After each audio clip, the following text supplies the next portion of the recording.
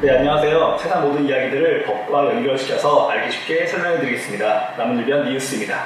월요일 이슈입니다. 탈레반이 집권한 아프가니스탄에서 탈출 행렬이 계속되고 있습니다.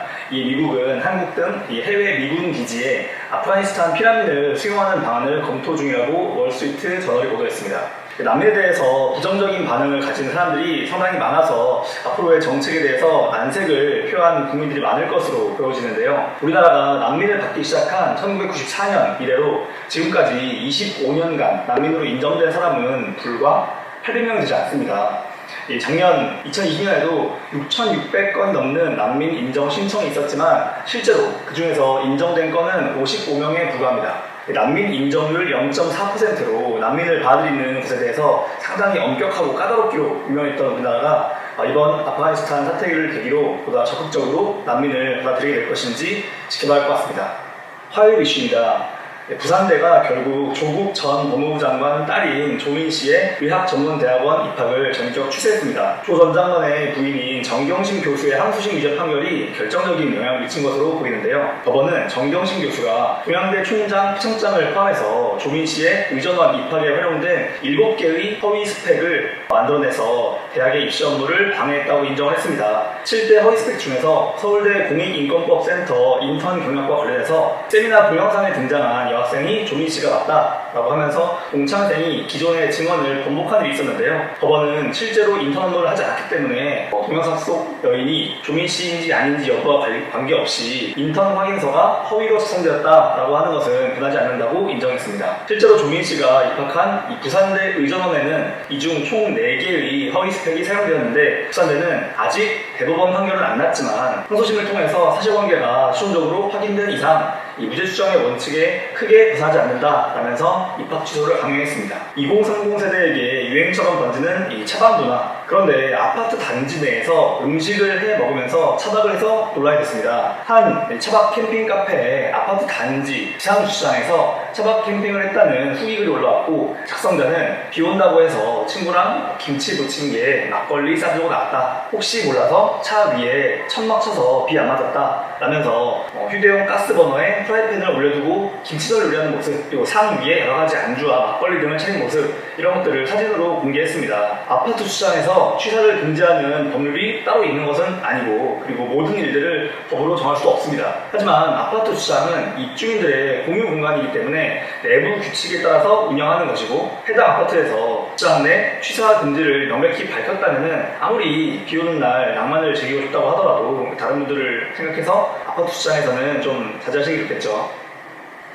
수요일 이슈입니다. 트로트 가수 영탁과 브랜드 모델로 활동했던 영탁 막걸리의 제조사 예천양조가 재계약 불발 및 상표권 문제로 갈등을 겪고 있습니다. 예천양조는 영탁 측이 3년 계약금 무려 150억 원이라는 요구를 해서 재계약 구성되었다라면서 영탁 측을 탓하고 있고, 그리고 영탁 측은 사실 무근이라는 입장인데요. 사실관계를 따져보면 지난 2020년 1월 23일 영탁 씨가 미스터 트롯 무대에서 막걸리 한 잔을 불렀고 그게 큰 화제가 되자마자 불과 5일 만에 예천양조에서 영탁을 막걸리 브랜드로 상표 출원 신청했습니다. 어떻게 보면은 그 덕죽 표절 논란과 다를 바 없는 상표권 새치기인데, 이후 예천양조가 영탁과 광고 모델 계약을 체결하면서 원만히 해결됐었죠. 예천양조가 먼저 상표권 출원을 한 건 맞긴 맞는데 유명인인 영탁 본인의 허락을 받지 못해서 실제로 상표권이 등록되진 않았고, 그리고 이후 영탁 씨가 직접 본인의 이름인 이 영탁에 대해서 상표권 출원 신청하면서 지금의 갈등이 일게 된 것입니다. 결국 예천양조는 영탁 씨가 막걸리 한 잔을 부르기 전부터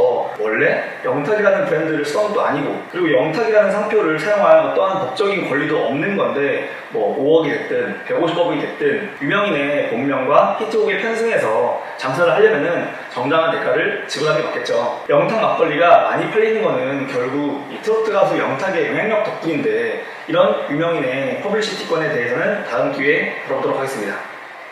목요일 이슈입니다. 인간의 몸의 80%를 구성하는 물. 그런데 우리가 먹는 물이 안전하지 않다면 생존에도 위협이 될 수 있는 큰 문제겠죠. 생수 제조업체의 절반 이상이 수질 부적합 판정을 받았다는 이야기에 온 국민이 분노하고 있습니다. 여태껏 행정처벌을 받았던 업체들 또한 경고, 과징금을 내고 다시 재판매를 해서 국민들이 생수를 안심하고 마실 수 있도록 생물 관리에 강력한 제도 개선이 무엇보다 필요한 상황입니다. 제조업체의 일반 및 행정처분 내역을 공개하도록 법령을 바꿀 필요성이 있는데요. 또 수질 기준 위반으로 지속해서 적발될 경우 OEM 방식의 생산 판매를 금지토록 하는 방식도 고려돼야 할 것 같습니다. 내 자녀들이 안심하고 물을 마실 수 있는 당연한 세상이 되기를 바랍니다.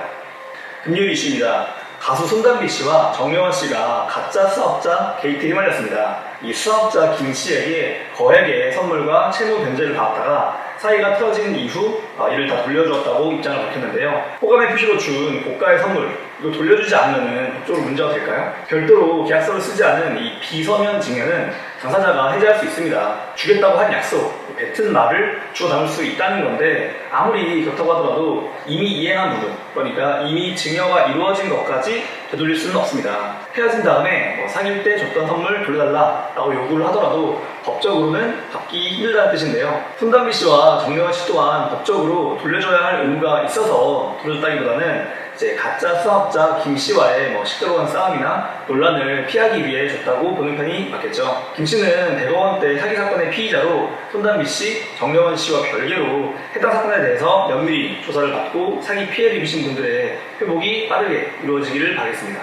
네, 가을이 시작하고 있는 8월 마지막 주입니다. 앞으로도 이런 식으로 매주 한 주간의 뉴스를 간략하게 정리해서 법과 연결시켜서 설명을 드리도록 하겠습니다. 다음 주에 또 돌아오겠습니다. 김현수였습니다.